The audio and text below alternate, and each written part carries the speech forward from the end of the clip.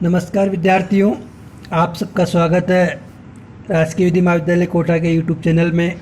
मैं विकास जैन। आज बात करेंगे अंतर्राष्ट्रीय विधि के टॉपिक है राज्य अधिकारिता, स्टेट जुडिक्शन। जैसा कि अधिकारिता से तात्पर्य है कि उस भौगोलिक क्षेत्र के प्रति होता है जिस पर वह राज्य अपनी कानूनी अधिकारिता का प्रयोग करता है। इसके अंतर्गत न्यायालय से भी होता है, जैसे कोई भी न्यायालय है, बात करते हैं जैसे कोर्ट ऑफ सेशन या हाई कोर्ट या सुप्रीम कोर्ट या सीजेएम कोर्ट या मुंसिफ कोर्ट, सब कोर्टों की एक अधिकारिता है कि कितने सेशन कोर्ट तक या मुंसिफ कोर्ट या सीजेएम कोर्ट कितना दंड दे सकता है या कितना उसका जुडिक्शन है। सिविल कोर्ट की बात करते हैं तो वाद का मूल्य मतलब आर्थिक रेवेन्यू कोर्ट है, उसमें जो टाइटल है जैसे 50,000 तक के मामले कनिष्ठ सिविल न्यायालय, 50,000 से अधिक मामले वरिष्ठ सिविल न्यायालय।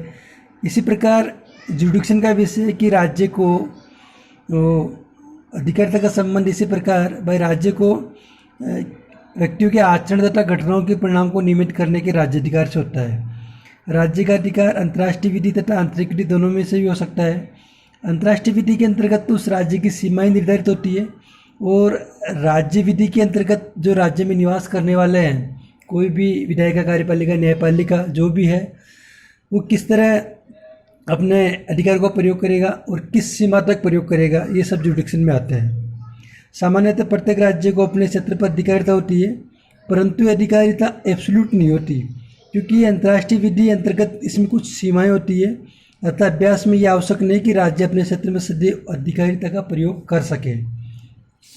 ठीक है, इसके बाद बात करते हैं कि दूसरी ओर कुछ परिस्थितियाँ ऐसी भी होती है कि राज्य अपने क्षेत्र के बाहर भी अधिकारिता का प्रयोग कर सकता है। मैं आपको भारतीय दंड संहिता के 1860 की धारा 4, 2, 3, 4 और CRPC क्रिमिनल प्रोसीजर कोड 1973 उसकी धारा 188। देखो, अगर कोई भारतीय व्यक्ति है वो कहीं पे भी अपराध करे तो उसका जुडिक्शन भारत के न्यायालय को है। अगर कोई विदेशी व्यक्ति भारत की भूमि पर कोई अपराध करता है जो अपराध की श्रेणी में आता है तो उसका जुडिक्शन संबंधित वहाँ के न्यायालय को है। लेकिन कोई विदेशी व्यक्ति विदेश में अपराध करे तो उसका जुडिक्शन भारतीय न्यायालय को नहीं होगा। ठीक है, जैसे ए और बी व्यक्ति, ए पाकिस्तान का है, बी व्यक्ति श्रीलंका का है, वो जाके अफगानिस्तान में अपराध करे तो कोई अपराध भारतीय न्यायालय को जुडिक्शन नहीं है। ए व्यक्ति भारत का है, बी व्यक्ति श्रीलंका का है और सी व्यक्ति जो कहीं किसी भी देश का हो सकता है उसके प्रति अपराध करे तो भी भारत के न्यायालय में विचारणीय है। और श्रीलंका का दूसरा व्यक्ति तो उसके न्यायालय में विचारणीय है। जहाँ का वो व्यक्ति जिसके विरुद्ध अपराध हुआ है उस न्यायालय में भी विचारणीय है। लेकिन अधिकारिता एब्सोल्यूट नहीं होती, इसके कुछ एक्सेप्शन हैं जहाँ पर आप अधिकारिता का प्रयोग नहीं कर सकता स्टेट, जिसमें पहला एग्जाम्पल है राजनयिक प्रतिनिधि। और राजनयिक जो प्रतिनिधि आते हैं राज्य के अधिकारिता से सख्ती से मुक्त माना जाता है। यही कारण है कि ग्रहणकर्ता राज्य के दीवानी तथा फौजदारी न्यायालय की अधिकारिता के बाहर माने जाते हैं।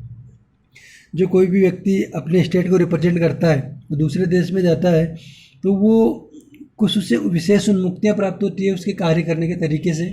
वहाँ के सिविल कोर्ट और क्रिमिनल कोर्ट से उसको न्यायालय की अधिकारिता नहीं होती। विदेशी दूतावास, जैसे विदेशी दूतावास को भी बहुधा राज्यों की अधिकारिता से बाहर माना जाता है क्योंकि जैसे भारत में दिल्ली राजधानी है, वहाँ पे भारत में बहुत से दूसरे राष्ट्रों के विदेशी दूतावास निवास करते हैं। तो उन दूतावास में निवास करने वाले राजदूत को, वहाँ के कर्मचारियों को भारतीय न्यायालय में जो सिविल और क्रिमिनल प्रोसीजर से मामला नहीं चलाया जा सकता क्योंकि वो भारत में उनका देश का प्रतिनिधित्व कर रहे हैं। इसमें तीसरा आता है विदेशी प्रभुत्व संपन्न शासक।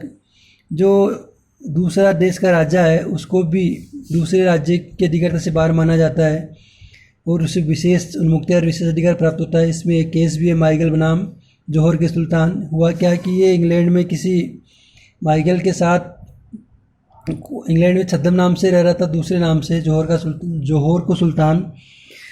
इसने वहाँ जो माइगेल है उसे प्रस्ताव स्वीकारती हुई कि मैं आपके साथ शादी करूँगा। इसने शादी की संविदा को भंग करता है और इस पे माइगेल एक केस फाइल करती है। तो इसमें क्या होता है कि माइगेल का तर्क क्या था जौहर के सुल्तान का कि वह प्रभुत्व संपन्न शासक है तथा चूंकि उसने अपने को न्यायालय की अधिकारिता को मानने की सहमति नहीं है, इसलिए न्यायालय उसके विरुद्ध अधिकारिता नहीं है। इसमें जजमेंट यह था कि यदि कोई प्रभुत्व संपन्न शासक पहले अपने को न्यायालय की अधिकारिता में मानने के बावजूद बाद में जब प्रश्न उठता है तो ऐसा मानने से इनकार कर देता है कि वह भले ही अपने द्वारा किए गए करार को भंग करने का दोषी है, न्यायालय उसके ऊपर अधिकारिता प्राप्त नहीं होती। ठीक है, उसके बाद करते हैं राज्य की सार्वजनिक संपत्ति के प्रति उन्मुक्ति। प्रभुत्व संपन्न शासक के व्यक्ति को विदेशी राज्य के क्षेत्राधिकार से उन्मुक्ति प्राप्त होती है। इसी प्रकार प्रभुत्व संपन्न शासक की संपत्ति या राज्य की सार्वजनिक संपत्ति को भी कुछ उन्मुक्तियाँ प्राप्त होती है। इसमें कोई क्रिस्टीना का केस है, हाउस ऑफ लॉर्ड्स का जजमेंट है।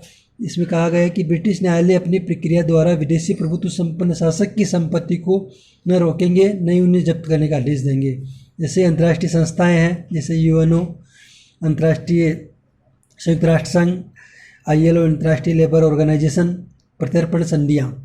प्रत्यर्पण संधि से तात्पर्य है कि कोई व्यक्ति एक देश में अपने देश में अपराध करके दूसरे देश में चला जाता है, जो जिस देश में उसने अपराध किया वो देश उसको मांग सकता है। लेकिन जब अपन प्रत्यर्पण का चैप्टर करेंगे तो उसमें बताऊंगा आपको कि किन अपराधों को प्रत्यर्पण नहीं होता। उसके बाद आता है विदेशी फौजें। यदि कोई राज्य विदेशी फौजों को अपने राज्य के भीतर ले जाने की अनुमति प्रदान करता है तो ऐसा राज्य उक्त विदेशी फौजों पर अधिकारिता नहीं रख सकता। 8वां, युद्धपोतों एवं नाविकों की उन्मुक्ति। अंतर्राष्ट्रीय विधि में युद्धपोतों को भी उन्मुक्ति प्राप्त होती है। युद्धपोतों को विधिक प्रक्रियाएं निष्पादन या अधिकारिता संबंधी कार्रवाई में उन्मुक्ति प्राप्त होती है। ये उन्मुक्ति कमांडर, नाविकों तथा युद्धपोतों को प्राप्त है। ये उन्मुक्ति सरकारी कार्यों के लिए प्राप्त है, परंतु अपराध के लिए नहीं। युद्धपोतों के कृत्य के लिए उनका गृह राज्य उत्तरदायी होता है। इस तरह स्पष्ट है कि राज्य अधिकारिता कि क्या क्या एक्सेप्शन है, किन परिस्थितियों में राज्य स्टेट जुडिक्शन लागू नहीं होगा और वे इन परिस्थितियों को छोड़कर स्टेट जुडिक्शन लागू होगा।